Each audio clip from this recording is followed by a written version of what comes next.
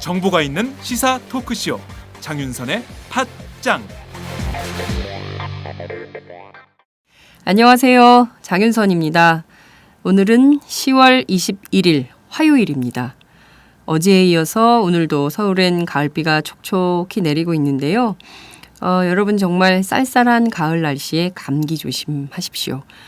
자칫 이때 감기 걸리면 한 열흘은 요새는 굉장히 아프더라고요. 그러니까 두터운 외투, 따뜻한 스카프, 목도리 잊지 마시고 꼭 챙기시기 바랍니다. 정부가 에볼라 바이러스 확산 저지를 위해서 내달 초 보건인력 선발대를 현지에 파견하기로 결정했습니다. 선발대는 외교부, 국방부, 보건복지부 소속 6명에서 7명 정도로 구성될 걸로 보이는데요. 파견 대상 지역은 라이베리아와 시에라리온이 검토되고 있다고 합니다. 복지부는 이번 주말까지 의료 전문가를 상대로 선발대 참가 희망자를 모집할 계획이라고 하는데요. 이번 결정은 박근혜 대통령이 지난 16일 아시아 유럽 정상회의에서 에볼라 피해 지역에 보건 인력을 파견하겠다고 밝힌 뒤의 후속 조처입니다.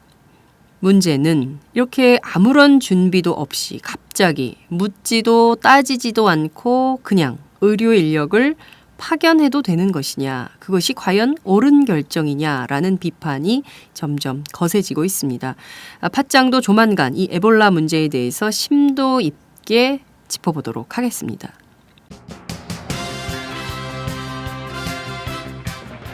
오늘 팟짱은 1부와 2부로 나눠서 편성을 했습니다. 1부는 5년 만에 컴백한 가수 서태지, 교실 이데아의 서태지가 이제는 딸바보가 돼서 돌아왔는데요. 한편의 동화 같은 컨셉으로 만들었다는 9집 앨범, 그 이면의 이야기를 나눠보도록 하겠습니다. 국민판사 서기호, 정의당 서기호 의원은 팟짱이 찍은 8번째 국감스타입니다. 서 의원을 통해 재벌범죄 백서로 드러난 기업인의 사면권 문제를 좀 다뤄보도록 하겠습니다. 뿐만 아니라 대기업의 사회이사 비중이 무려 권력층이 35%를 장악했다. 이런 사실들도 폭로를 했는데요. 관련해서 서 의원을 직접 만나 얘기를 들어보도록 하겠습니다. 팟짱 시작합니다.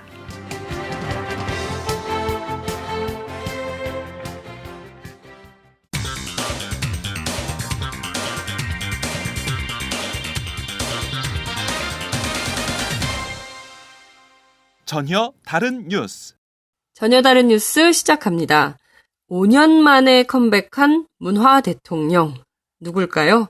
바로 가수 서태지 씨 얘기입니다. 가수 서태지 씨가 어제 정규 9집 앨범 컴백 기자간담회를 열었는데요. 이 현장이 굉장히 뜨거웠던 모양입니다. 굉장히 많은 기자들이 몰렸다고 하는데요. 이 현장 소식을 챙겨보도록 하겠습니다. 이 현장은 물론이고 최근 진행된 크리스 말로인 콘서트까지 직접 다녀온 오마이스타 이현혁 기자를 만나서 서태지 씨의 최근 근황 그리고 기자회견 이모저모를 챙겨보도록 하겠습니다. 이 기자 나와 계신가요?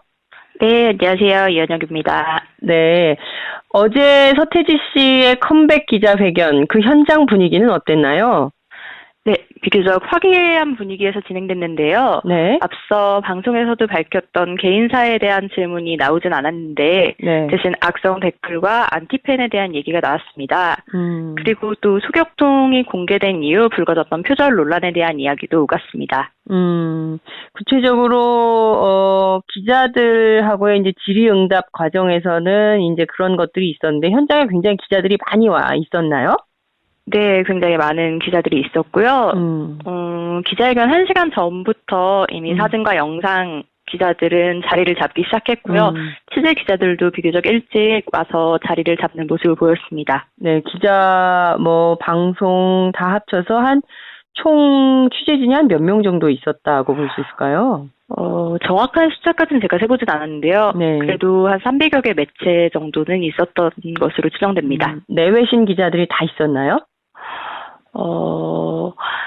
내신 기자들은 확실히 있었는데 외신에서까지 맞는지는 네. 잘 모르겠습니다. 아니 중국 기자들이나 일본 기자들이 네. 또 서태지 씨의 컴백 기자회견을 또 취재하지 않았을까라는 생각이 좀 들어가지고 여쭙고요. 네. 자, 5년 만에 다시 현장에 나타났어요. 이 네네. 가요 담당 기자들의 눈으로 볼 때 5년 전과 다시 나타난 서태지 어떤 변화가 있었습니까? 일단 가장 큰 변화라고 볼 수 있는 건 가정이 생겼다는 건데요. 일단 서태지 씨는 기자회견을 하면서도 아내와 아이에 대한 얘기를 많이 했습니다. 네. 예를 들면 이번 정규 9집을 두고 딸이 뮤지였다라고 얘기하기도 했고요. 네. 또 앨범의 대표 이미지가 있는데 네네. 그 이미지에는 한 소녀가 등장하거든요. 아, 그래요. 예. 네, 근데 이 소녀가 사실은 뭐 6살 내지 7살 정도 됐을 때에 자기 딸을 상상한 모습이라고 해서 좀 화제를 모았습니다. 본인 스스로 이런 말을 했어요. 문화 대통령이라는 네. 수식어는 족쇄 같은 느낌이었다. 누군가 빨리 이 족쇄를 좀 가져갔으면 좋겠다. 이렇게 말을 했는데요. 문화 대통령이라는 수식을 좀 즐겼던 것은 아닌가 싶은 생각도 드는데 이 말의 숨은 뜻 네. 기자들은 좀 어떻게 해석을 하고 있습니까? 오늘 기자회견에서 얘기한 바에 따르면 서태지 씨는 문화 대통령이라는 말보다는 좀 뭐 가요계의 문익점이다, 내지는 수입업자. 수입업자요? 네네. 또 새로운 장르를 많이 도입한다는 의미에서 수입업자라고 일컫는 분들도 있는데요. 네네. 네, 오히려 그 말을 조금 더 좋아하는 것 같았습니다. 뭔가 늘 새로운 것을 추구한다는 의미에서 또 그런 말을 좋아하지 않았나 싶은데, 이제 문화 대통령이라는 수식어를 얘기하면서 네. 고 김대중 전 대통령이 네. 대통령이 존경하는 문화 대통령이라고 얘기를 하면서 파생된 것 같다라고 얘기를 했는데요. 네네. 네, 좀 자의가 아닌 수식어가 좀 오래 이어지면서 좀 스스로를 올가매고 있다고 생각한 것 같습니다. 그러니까 본인이 생각하는 것보다 조금 자신에 대해서 과포장된 측면도 있다. 이렇게 좀 보는 건가요? 네, 좀 본인은 좀 안주하지 않고 늘 좀 새로운 것을 추구를 하고 싶어 하는데, 네네. 어쨌든 대통령이라는 좀 높은 자리라고 해야 되나요? 그런 권력죠. 자리에 있다 보면, 있다 보면 조금 안주를 할 수도 있고, 네, 그렇지 않습니까? 그렇기 때문에 좀 그런 부분을 좀 경계하는 것 같습니다. 네, 뭐 안주하는 것보다는 끊임없이 새로운 것을 추구하는 뮤지션, 뭐 이렇게 표현되는 것을 더 즐기는 것 같았다. 이렇게 좀 정리를 할 수 있을 것 같네요. 네네. 이번 9집 앨범을 보면 네. 어른들 그리고 어른들 또 아이들이 함께 들을 수 있는 한 권의 동화책이다, 이런 컨셉으로 구성이 됐다면서요. 주로 네네. 어떤 음악들이 구성이 되어 있는지 궁금하네요. 네, 일단은 제일 먼저 아이유 씨와 서태지 씨가 네네. 각각 부른 소격동이 공개가 됐고요. 네. 또 타이틀곡은 콘서트 전에 공개된 크리스마스 로인입니다. 네. 전체적인 내용은 동화 컨셉인데, 네. 또 이제 서태지 씨는 딸에게 들려주고 싶은 노래를 담았다고 얘기를 했거든요. 네. 네, 근데 또 흔히 아이들에게 읽어주는 동화책이랑은 좀 느낌이 많이 달라요. 어떤가요? 네. 네, 좀 예쁜 동화의 느낌이 아니라 오히려 네. 좀 잔혹 동화에 가까운, 잔혹 동화? 네, 좀 이명까지 그대로 전달을 해주는 그런 내용이 좀 많은데요. 네네. 좀 앨범을 전반적으로 들어보면 좀 쓸쓸하고 어두운 정서가 좀 깔려 있고요. 네, 좀 눈에 띄는 곡은 성탄절의 기적이라는 마지막 곡이 있어요. 네네. 네, 이 곡은 좀 지난 8월에 태어난 딸에게 들려주는 태교 음악이었다고. 네. 네, 그래서 뱃속에 있을 때부터 좀 많이 들려줬다고 하네요. 그 음악도 그렇게 잔혹한 분위기인가요? 아니요, 성탄절의 기적은 그렇진 않은데요. 네네. 네, 뭐 전체적인 앨범의 분위기가 조금 완전히 잔혹하다라고 할 수 있는 곡은 좀 크리스마스 로인이라면, 다른 네. 곡들은 조금 어둡고 좀 우울한 느낌? 이런 것이 좀 깔려 있어서, 네. 이게 과연 우리가 알고 있는 동화가 맞나라는 생각이 좀 들었습니다. 갑자기 동화책 가운데 흑설공주라고 있거든요. 백설공주가 아니라 네, 그런 동화책도 좀 생각이 나는데, 이를테면 어른들과 아이들이 이제 그러니까 사회에 대해서 이렇게 성찰할 수 있는 이게 좀 제대로 볼 수 있는 그런 시각이 담긴 동화책인데 뭐 그런 네. 생각도 좀 들기도 하네요. 어제 JTBC에서 손석희 앵커하고 단독 인터뷰를 했어요. 서로 뭐 동안의 외모를 칭찬하는 인터뷰를 했던데, 예. 네. 그 앞서 말씀하신 대로 이 크리스 말로인이 무슨 뜻이냐 이렇게 했더니 이게 뭐 나쁜 권력자, 교활한 권력자를 의미한다 이렇게 얘기를 했는데요. 네. 과거 서태지 씨 음악에 사회적 발언이 굉장히 많이 들어가 있지 않았습니까? 이런 것하고 좀 일맥상통하는 의미도 있다. 정치적 해석도 가능하다. 이렇게 볼 수 있나요? 네, 좀 사회적인 발언이 들어갔다는 점에서는 비교를 할 수 있을 것 같은데요. 다만 그 방식에 대해서는 좀 차이가 있다고 볼 수 있을 것 같습니다. 뭐 예를 들어 서태지와 아이들 시절에는 교실이대야나 시대유감 같은 노래를 통해서 좀 직설적으로 사회를 비판을 했는데 네네. 이번에는 좀 은유적으로 이제 아무래도 컨셉이 동화다 보니까 좀 판타지를 섞어서 사회 문제를 좀 에둘러서 드러내는 그런 방식을 취하고 있습니다. 이를테면 가사나 멜로디야 뭐 그렇지만 가사를 통해서 뭐 이를테면 메시지가 분명하거나 뭐 이런 것도 있나요? 네, 그렇죠. 아무래도 소격동이 초반에 발표가 돼서 가장 많이 주목을 받았는데요. 네. 소격동 같은 경우는 1980년대 이제 서태지 씨가 어린 시절을 보냈던 종로구 소격동의 이야기를 담은 곡입니다. 네.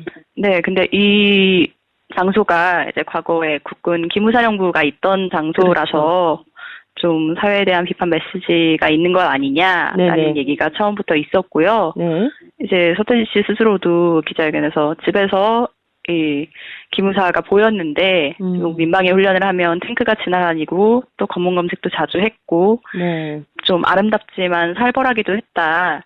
이런 사회적인 분위기를 그대로 담는 게 좋을 거라고 생각해서 이렇게 담아냈다라고 설명을 했습니다. 네, 크리스 말로인도 그런 뜻이 좀 있는 건가요? 나쁜 권력자. 크리스 말로인은 좀 산타를 권력자로 보고 또 뭐 이제 서태지 씨는 권력자로 얘기했지만 뭐 해석하는 사람에 따라서는 뭐 회사 상사라든지 좀 본인이 안 좋아하는 사람 이렇게도 조금 해석하시는 분들이 있는데요.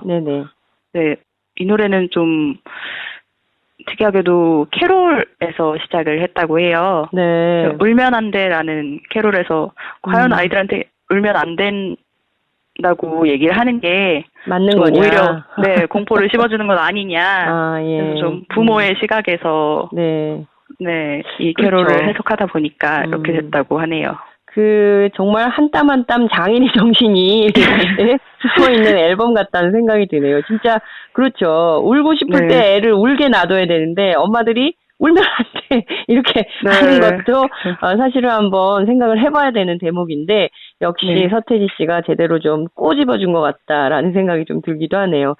서태지 씨 하면 대표적인 이미지가 신비주의 컨셉 아닙니까? 뭐 어딘가 뭐 잘 나타나지도 않고 볼륨은 굉장히 오래 걸리고 뭐 이런 건데 이 신비주의 컨셉에 대한 본인의 견해도 밝혔다 그래요.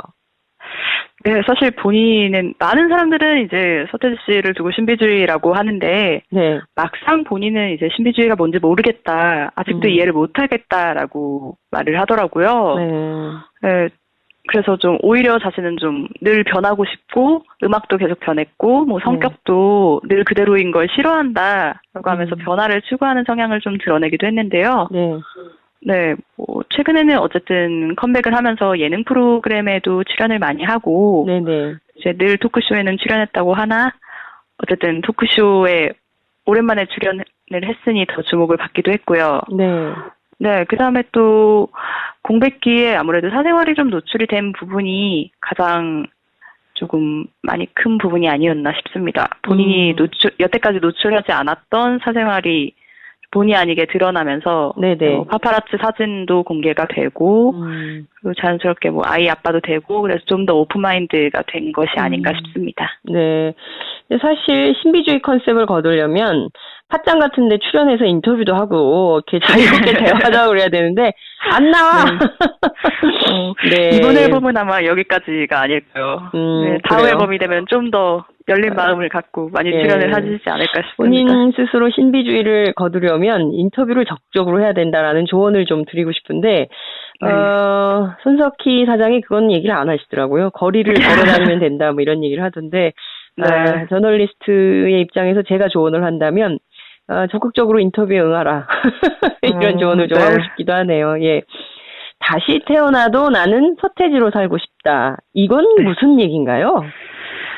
글쎄요, 이게 어쨌든 추측을 해보자면 네. 이제 그런 말을 덧붙였잖아요. 뭐 내 인생은 워낙 익사이팅하고 버라이어티해서 다시 태어나면 오히려 좀 더 잘해보고 싶다라고 네네. 했는데 일단 지금까지 해왔던 음악에 상당히 좀 만족을 하고 앞으로도 이런 음악을 계속 해나가고 싶다라는 뜻을 반영한 말이 아닌가 싶습니다. 한물간 별 볼 일 없는 가수다. 이런 표현은 실제로 내 생각이었다. 이렇게 고백을 하기도 했는데요. 팬들은 전혀, 절대로 한물간 별 볼 일 없는 가수라고 생각을 안 할 텐데, 이 본인의 생각과 팬들의 생각, 상당히 간극이 컸던 것 같기도 해요. 사실 이 한물간 별 볼 일 없는 가수라는 표현이 콘서트에서 나온 표현인데요. 네네. 이제 90s 아이콘이라는 신곡을 소개하면서 그 노래를 부르기 전에 서태지 씨가 한물간 별 볼 일 없는 가수가 부른다라고 얘기를 해서 조금 현장에서도 많이 놀랐던 기억이 있습니다. 네네. 좀 실제로 콘서트장에 가보니 이제 그 앞에 팬들이 일찌감치 자리를 잡고 이제 현수막도 붙이고 하면서 되게 서태지 씨를 반기는 모습을 많이 봤거든요. 네네. 네. 그들의 나이가 이제 옛날하고는 다를 거 아니에요. 네, 그쵸. 확실히 10대, 20대보다는 좀 30대 이상의 3, 40대. 네, 네네. 실제로 뭐 기자들 중에도 이제 서태지 씨의 팬이었다가 지금은 이제 취직을 해서 일을 하고 있는 경우도 많고요. 네네. 네, 오늘 기자회견장에서도 좀 팬들의 모습을 볼 수가 있었어요. 그래요. 기자회견을 끝나고 나오는데 이제 서태지 씨가 행여나 좀 나오지 않을까 하면서 그 앞에서 좀 서성이고 있는 팬들이 있더라고요. 네. 네. 그러니까, 본인의 그 생각보다, 그러니까 그 팬들이 생각하는 것보다 본인은 자신을 굉장히 낮춰서 굉장히 겸손한 가수다. 이렇게도 좀 볼 수 있겠다는 생각도 드네요. 그쵸. 또 이제 아무래도 새 앨범이 나왔는데, 그냥, 이런 가수가 컴백했구나가 아니라 조금 대서특필되는 그런 상황이잖아요. 그런 것을 보면 어쨌든 가요계에 미치는 영향력은 아직도 상당하다고 볼 수 있고요. 네, 그렇기 때문에 좀 한물간 별 볼 일 없는 가수라는 말은 조금 자신을 많이 낮춘 것이 아닌가라는 생각도 좀 듭니다. 네. 아유, 서태지 씨만큼 우리 정치인들이 좀 자신을 낮추고 좀 겸허하게 국민을 돌아보면 얼마나 좋을까 이런 생각이 좀 들기도 합니다. 신비주의 컨셉 뭐 자기하고 어울리지 않는다라고 얘기도 했는데 앞으로 서태지 씨 뭐 좀 많은 활동을 기대할 수 있을까요? 앞으로 활동 계획 어떤 게 있나요? 네, 일단 콘서트부터 기자회견까지 한 3일 내에 좀 정신없이 진행이 됐는데요. 네네. 일단 한숨을 좀 돌리고 나서 이제 25일에는 서태지 컴백쇼가 MBC에서 방송이 됩니다. 네네. 이거는 뭐 그때 생방송으로 하는 건 아니고요. 콘서트 때 공연 실황과 이제 김구라 씨와 이야기를 나눈 녹화 부분이 이렇게 결합이 돼서 서태지 컴백쇼로 방송이 되고요. 또 이제 24일에는 엠넷 슈퍼스타 K6에서 이제 레전드 미션으로 오디션 출연자들이 서태지 씨의 노래를 다룬다고 하는데 여기에 서태지 씨가 출연할지는 좀 아직 정해지지 않았다고 하네요. 아, 그래요. 예. 네. 유희열의 스케치북에도 나온다면서요? 네네. 유희열의 스케치북은 28일 날 녹화할 예정입니다. 네. 앞으로 뭐 방송이 줄줄이 잡혀 있는데 텔레비전을 통해서도 서태지 씨의 활동을 볼 수도 있을 것 같고 또 연말인데 콘서트 계획도 있겠죠? 네. 아직 구체적으로 밝혀지진 않았는데요. 아마도. 네. 이번에 콘서트를 한 2달 정도 준비를 했다고 하더라고요. 네. 네, 뭐 전에 같으면 한 달 정도만 준비를 했을 텐데 이번에는 2배로 많이 준비를 했었다. 네, 하지만 좀 긴장도 많이 했다라고 얘기를 하는 부분을 보아서 콘서트를 바로 하기는 좀 힘들 것 같고요. 연말이 얼마 안 남았잖아요. 네. 네, 그래서 그래도 좀 활동 계획을 좀 더 잡고 있지 않을까라는 생각은 듭니다. 네. 그 서태지 씨 소속사에서 그런 얘기를 하더라고요. 앞으로 적극적으로 미디어 노출을 더 강화할 수도 있겠다. 그러니까 네. 앞으로 좀 더 많은 다양한 차원에서 뭐 예능 프로그램이든 또 음악 프로그램이든 뭐 그밖에 또 다른 프로그램을 통해서 서태지, 인간 서태지의 면모를 만날 수 있을 수도 있다라고 얘기를 하던데요. 네네. 네. 앞으로 서태지 씨 활동, 팟짱도 주목해서 보겠습니다. 이현혁 기자 현장 소식 전해주시느라고 너무 감사드립니다. 네, 감사합니다. 네, 고맙습니다. 네.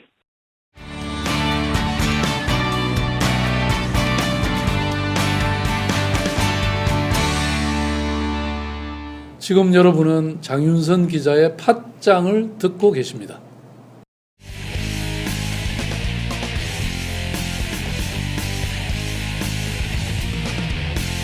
(2014) 국감 스타.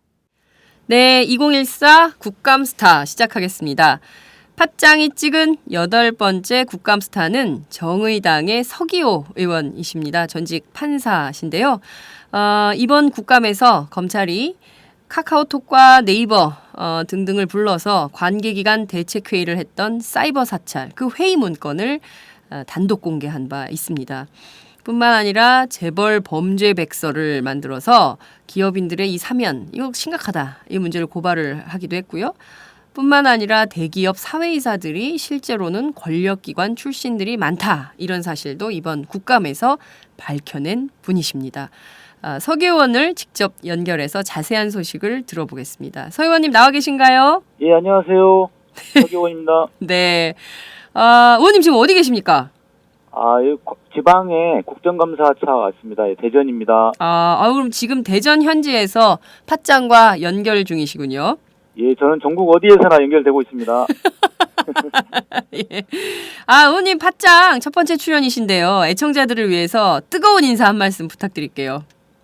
예, 팟캐스트 여러 개 있지만 이렇게 멋있는 낭낭한 목소리로 진행하시는 이 장윤선의 팟짱, 여기에 제가 출연하게 돼서 정말 영광입니다. 감사합니다. 의원님 저기 전직 판사신데 예. 전직 집회 사회자 같아요. 예.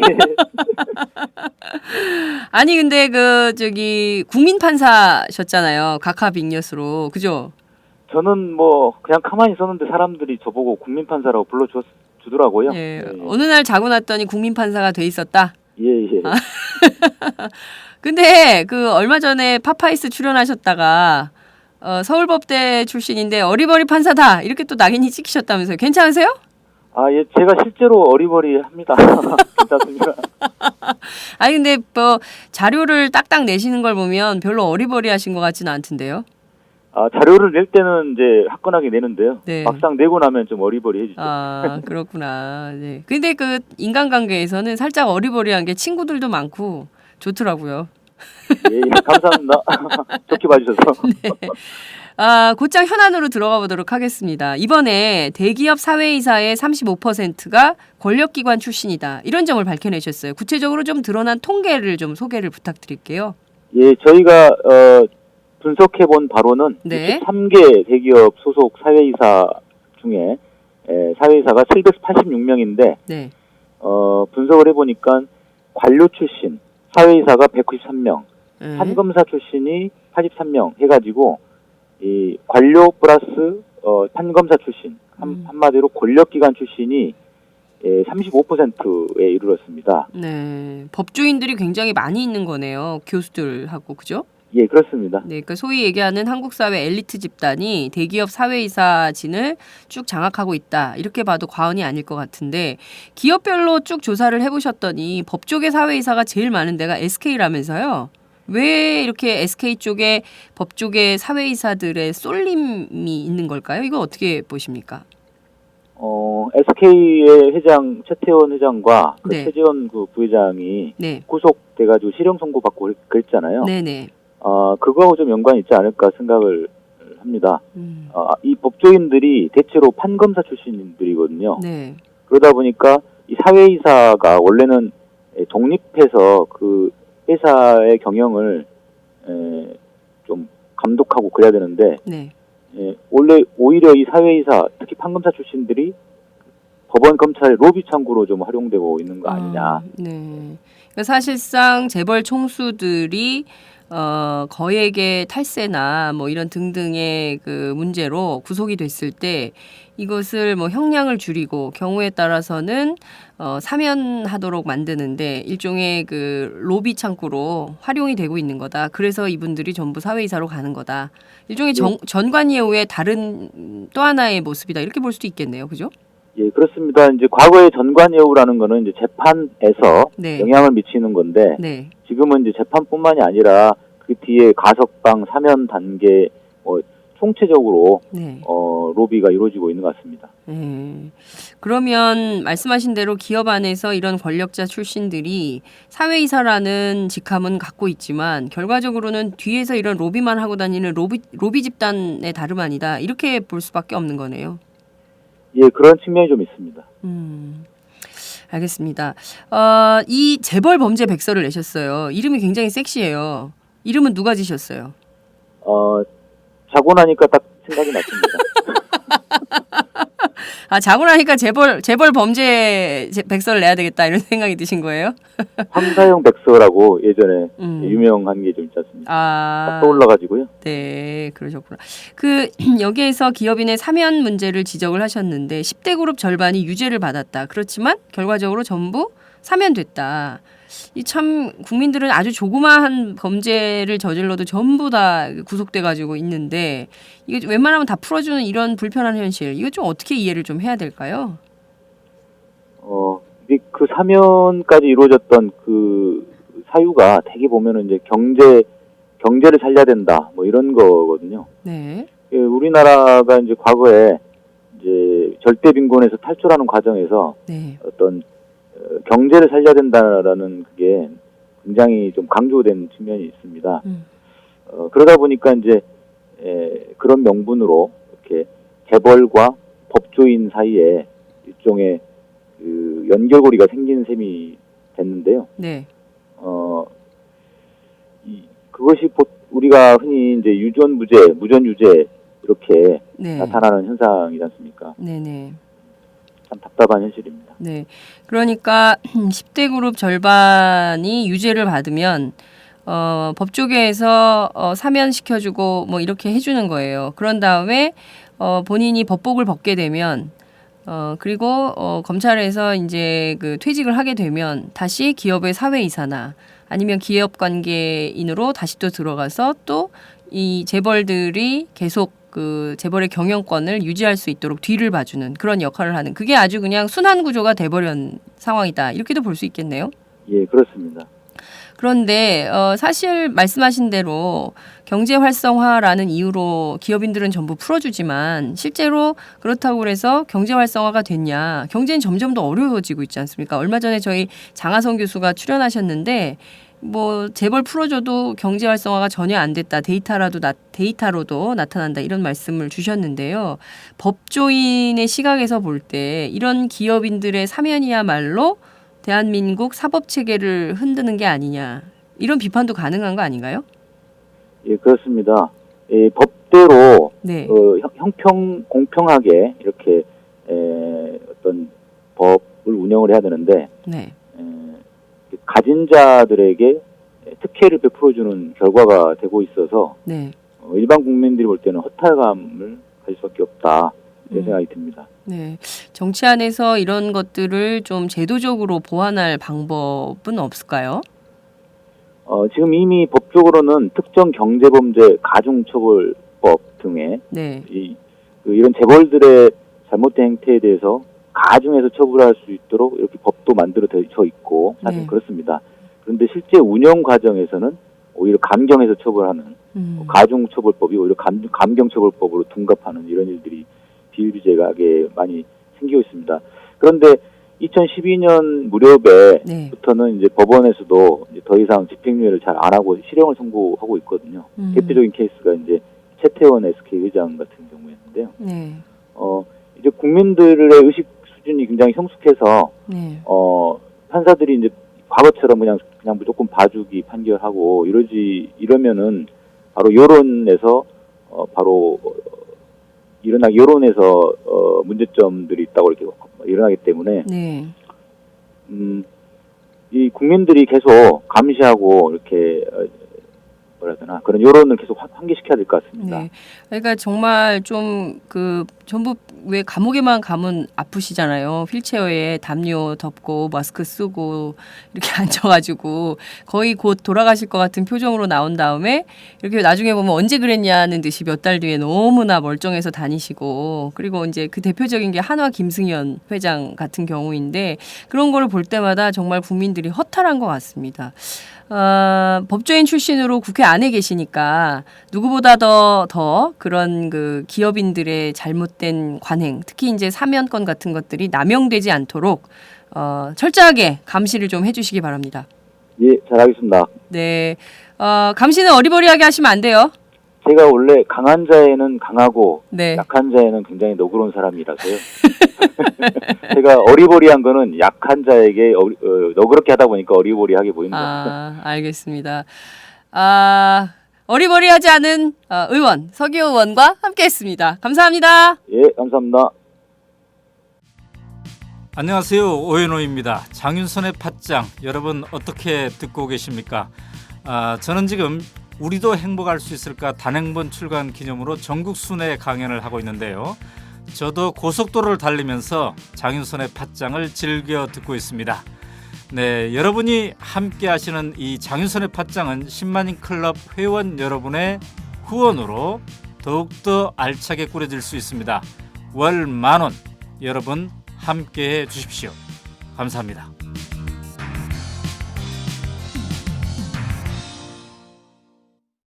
네, 오늘 저희가 마련한 순서는 여기까지입니다. 일부를 듣다 보니까 왠지 서태지 씨의 새 음반을 한번 들어보고 싶다 이런 생각이 드는데요. 여러분도 그러시죠?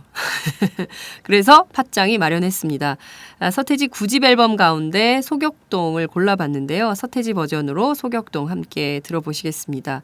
그리고 잠시 뒤 저희가 2부 스님의 도박편을 방송할 예정인데요. 2부도 함께 기대해 주시기 바랍니다. 팟짱은 오마이뉴스 10만인 클럽 후원으로 제작이 됩니다. 자발적 유료와 청취료 내시고 싶다. 그러시면 서울 02-733-5505로 전화를 하셔서 내선번호 274번을 눌러주시면 됩니다. 인터넷 오마이뉴스 우측 상단 주황색 머리띠를 두른 동그란 배너를 누르셔도 됩니다. 애청자들께서 쏘아주신 독립자금 허투루 쓰지 않겠습니다. 감사합니다.